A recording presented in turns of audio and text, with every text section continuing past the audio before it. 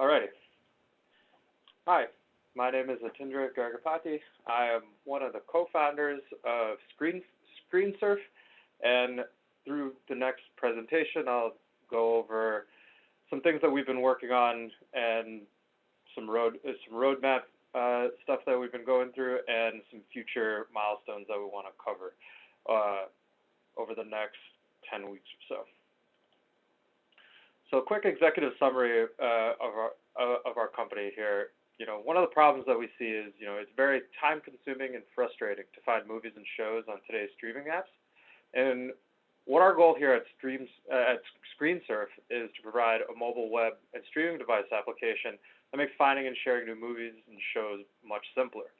And how do we do that? It's using AI and machine learning tools to provide best-in-class content recommendations across all streaming platforms for every type of user.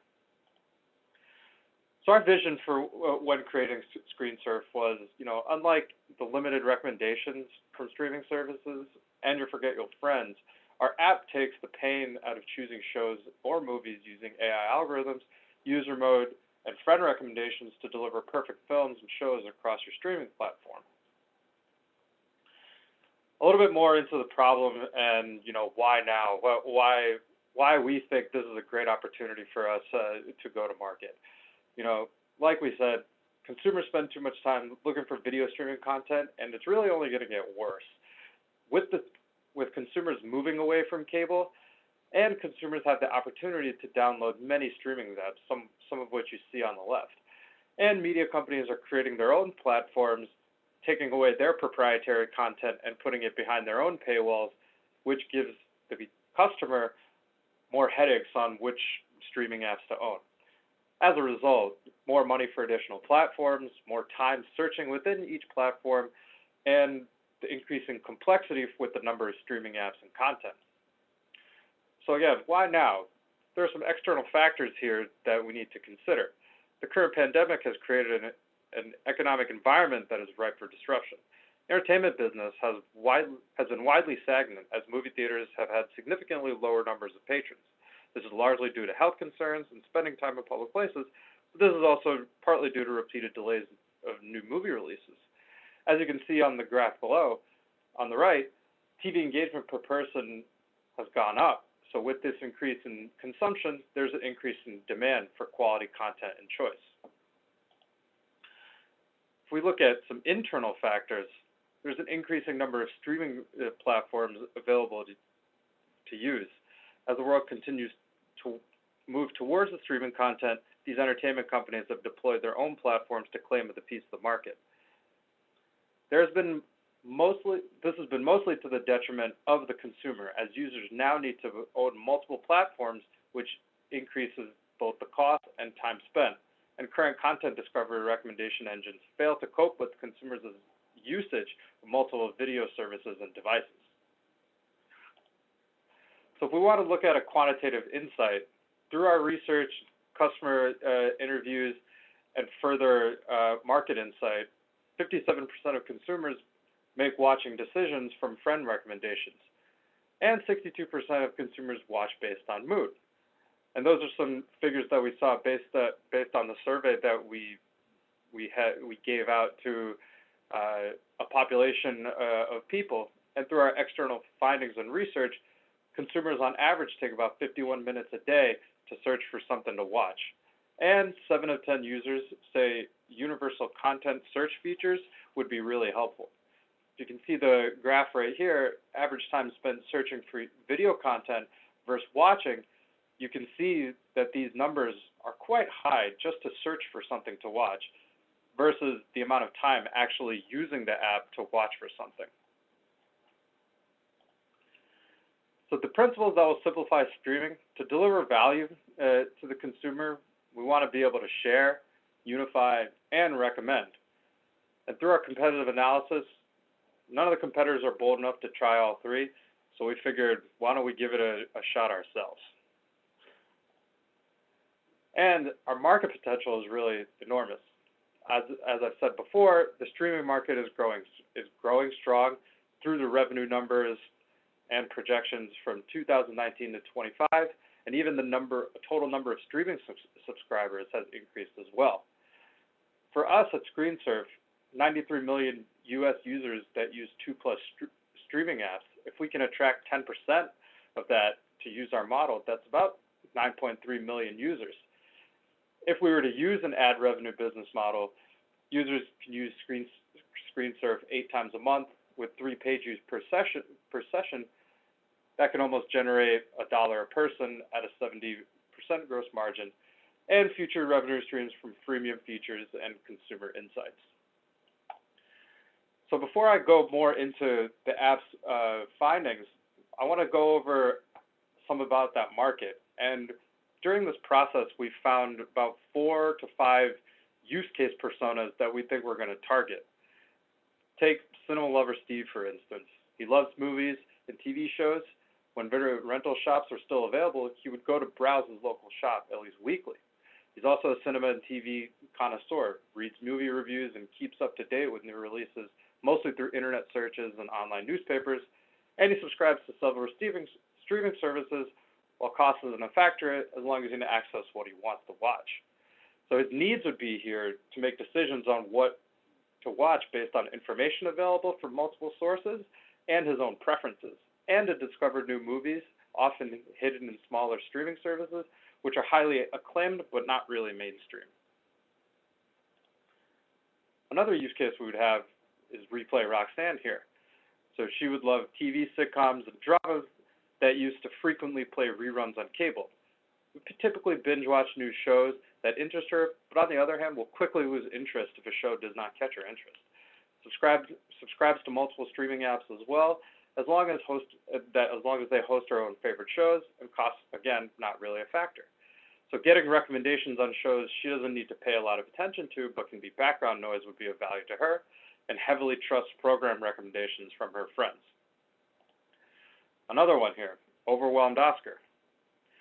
Oscar wants to get away from depending on his parents for everything. He thinks that paying for his own entertainment is a good start. He wants to make sure that he's getting the most for his money and for what he's watching. So cost takes into account here. So his streaming program choice is going to be dependent on his mood. Also wants to be able to have his own shows while keeping cost effective, and wants a recommendation on which streaming app to pay for given the program preferences. Britta here would want to maximize her watching time and not waste it looking for her entertainment. Everybody's been in a situation when they're really busy and the last thing on their mind is to search for new content to watch. She also wants to be there to be able to find movies at home when there's more free time on the weekend. So here, you would also want shows and movies that reflect mood and want to know what shows to tackle first so she can talk about the shows with her friends. And then lastly, Frank is a family guy. He wants to be able to find shows and movies that are family friendly so that the whole family can watch. Frank wants to be able to find new shows and movies that he and her wife can enjoy. And even though he's not really tech savvy, he just wants an easier way to find new content since he struggles to maneuver through menus on current streaming platforms. So after going through our customer mapping and going through some interviews, we used survey data from over 500 people, and we overlaid these response patterns with ScreenSurf user personas. The table shows the distribution of user personas from that overlay below. A copy of the survey shows on the right, where we asked them to pick over 100 movies and TV shows to rate, and then some follow-up questions on what would be important to them. And we can see with those use cases that we saw that these two early adopters, Replay Roxanne and Busy Bee Britta, would be ones that we really would like to focus on, as over a quarter of the population that we at least surveyed represented those two use cases. There's more frustration with streaming growing. Search is the main frustration for streamers, and the number of subscriptions is growing annually. This is something we have to tackle and which we have a solution for. There are a lot of unmet needs and gaps within the market. Users find themselves searching for content on each of the streaming platforms individually. This involves going through pages of content that represent different streaming genres and categories.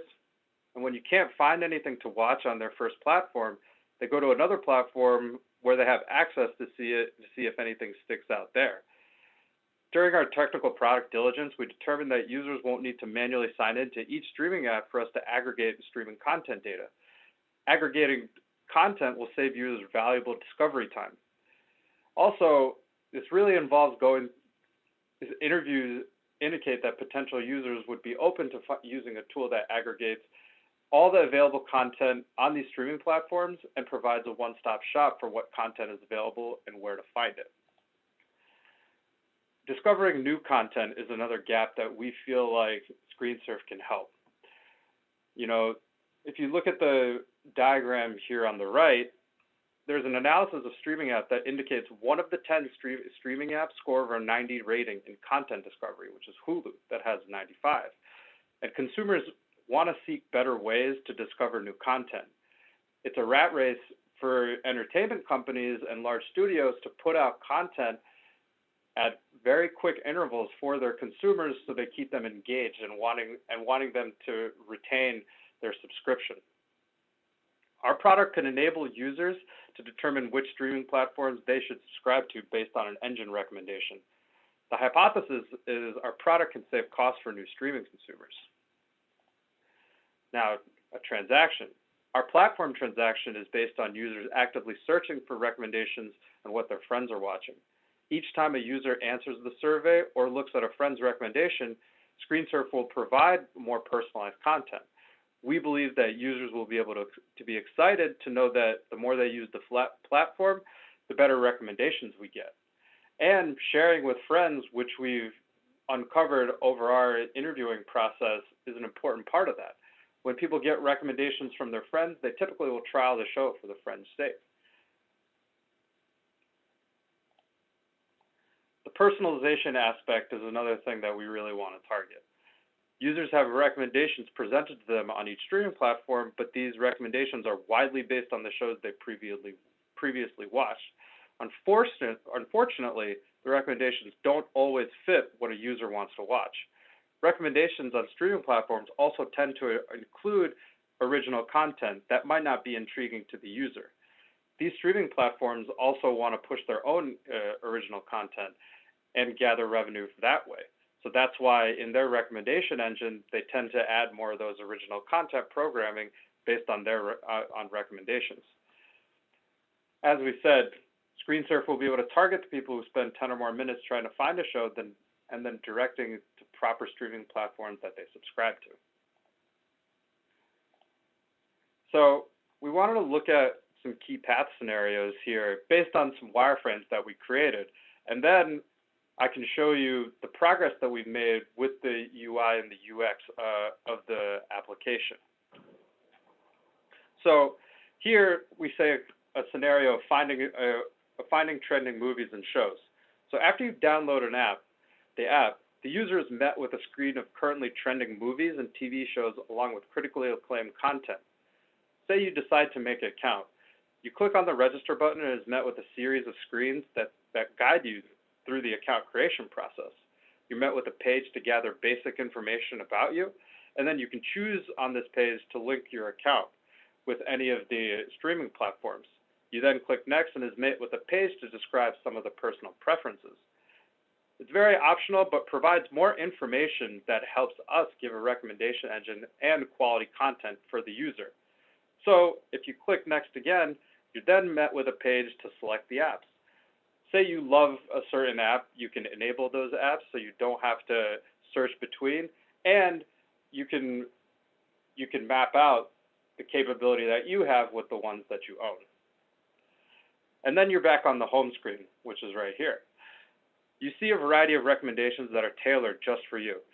But then you decide you want to see what's trending, so you go to what we have on the trending page. You see there's a section of what your friends are watching, what is trending, and what critics are recommending. Then you decide to subscribe to a various amount of movie critics that you enjoy and see those recommendations on the trending page. Now, another scenario would be rating content and then sending a recommendation. if you can consider yourself a big critic for movies and TVs, you enjoy doing the rating process. You log in after, say, recently watching a show, say like Breaking Bad, and it's prompted to give you to rate the show. He gladly picks to review the show, and then he's given options to rate the show and rate how well the recommendation fits his mood. You can also recommend the show to your friends from the page, and you decide to leave the field blank and then click the rec button. This is just what's called a general recommendation. So then your friends will see an additional rec for Breaking Bad on their friends page now. So then you're done rating. Your response on the rating page will feed into training the recommendation engine on what you enjoy. Now the user wants to send another recommendation. You head to your friends page, and he clicks on send a rec. You want to send another friend a rec for another show. That then searches for the show, and then that friend's name. You then type in the message and then click send. His friend will now see the recommendation on his friends page. And then every time this user recommends something, the recommendation is further tuned to his preferences.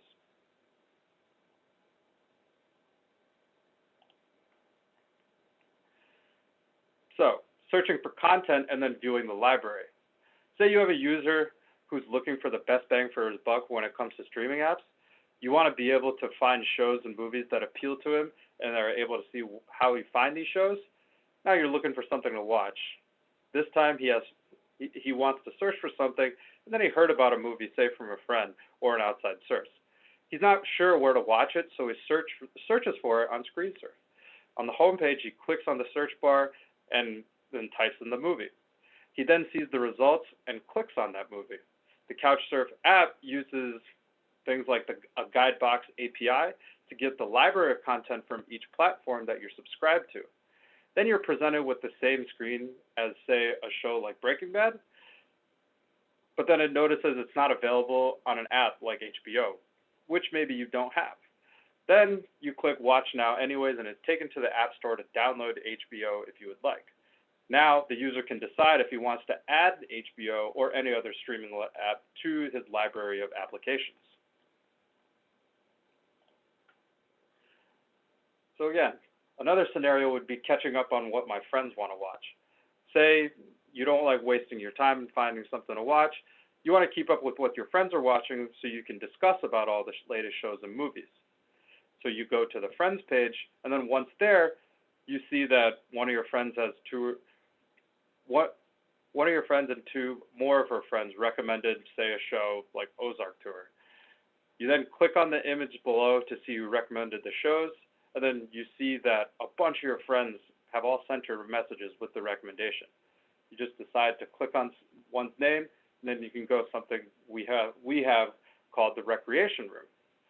Then this acts as a place for her friend to showcase his favorite shows and movies.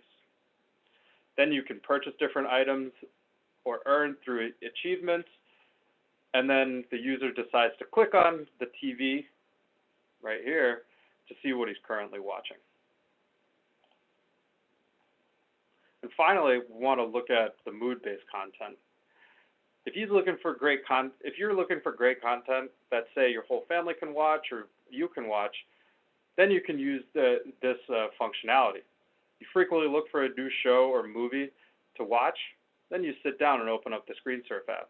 Then you decide that he doesn't see anything that he wants to watch, so he decides to take a quiz, which is simple like this. Then you can get a results page, and you can go based off of your mood, and here are the results that you would get. The results take into account his preferences that have been learned using the recommendation engine as well as the survey responses. You click on a show like Stranger Things, and then it's presented with a variety of options. The API pulls up where Stranger Things is available, and the Rotten Tomatoes API is called to gather the ratings from different critically acclaimed critics. Then the user will be shown these options for any content title he clicks on. Frank then decides he's already seen a show like Stranger Things, but probably would want to rewatch it before the next season airs. Then he just can click Show Me Later. He then tells the server to not show the user Stranger Things for the amount of time set in the profile. Then he selects a show like Breaking Bad and Watch Now, and the app redirects the user to the app on his phone so he could watch the show. So we've already seen a lot of the competitors out here, and we wanted to quickly map out a matrix of what some of the competitors have and what we can bring as well as unique. The 5 things that we considered are giving show and movie recommendations, recommendations based on mood, behavioral recommendations, interactions with friends, and aggregated recommendations depending on user streaming service. Through our competitive analysis, here's what we can show what 4 of the competitors, Realgood, Movix, Likewise, and even Netflix has, but they don't have as well, or is very limited. As you can see, recommendations based on mood is something that none of the competitors have, and is something that we've been working on diligently over the past quarter here to try and refine it when the next steps are with our beta test.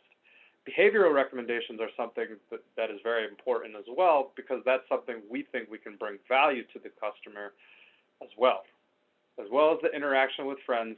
Even though Likewise does have a feature that does the friend share, it's something that we think we can do better with our development, and then the aggregated recommendations again.